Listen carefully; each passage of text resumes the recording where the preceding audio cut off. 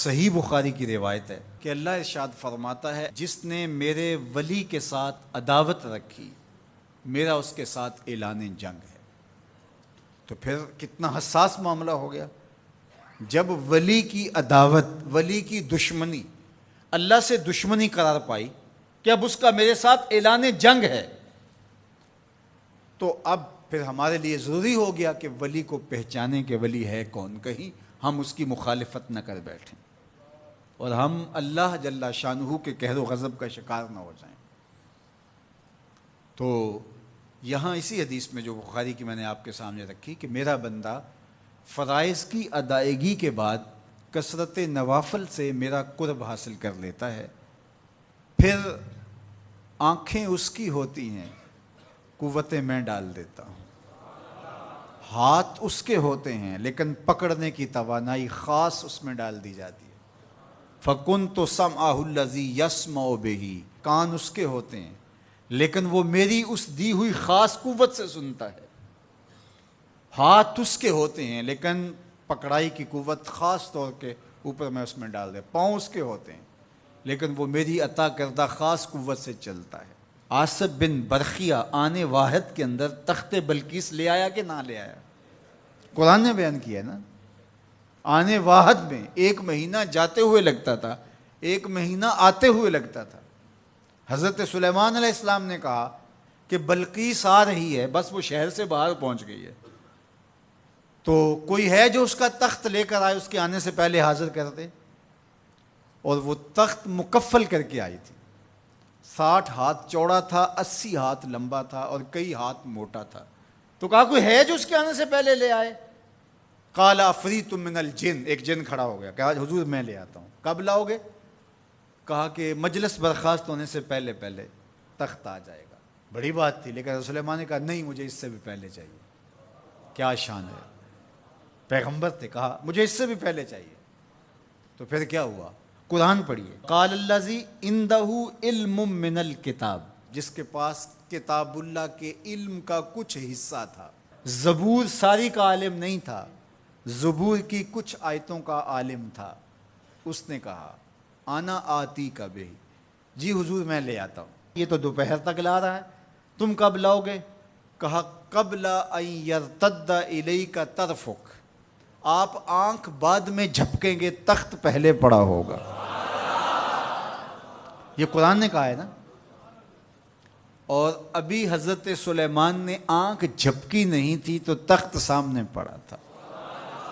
جب اس کو دیکھا تو بے ساختہ کا ھذا من فضل ربی، یہ میرے رب کا فضل ہے جس نے میری دہلیز کے ایک خادم کو یہ طاقت عطا کی ہے کہ 1 مہینے کی مسافت سے اتنا بڑا تخت آنے واحد میں آنکھ جھپکنے سے پہلے حاضر کر دیتا ہے۔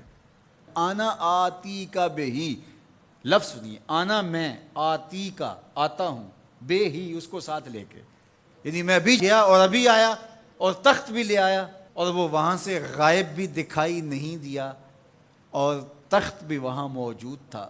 اور حضرت سلیمان نے کہا کہ یہ میرے رب کا فضل ہے، اور اس کہانی کو میرے رب نے قرآن میں بیان فرمایا۔ جو کرامات پچھلے انبیاء علیہم السلام کی امتوں کے اولیاء کو حاصل تھیں، وہ اس امت کے اولیاء کو بھی حاصل ہو سکتی ہیں۔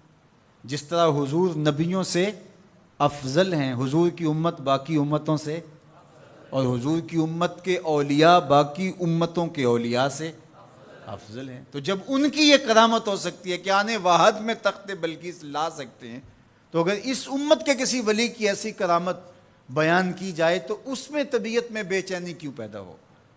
یہ تو حضرت سلیمان کی امت کے ولی کو بھی اللہ کمال دیا ہے، تو محمد عربی کے غلام کو کیوں نہیں دے سکتا؟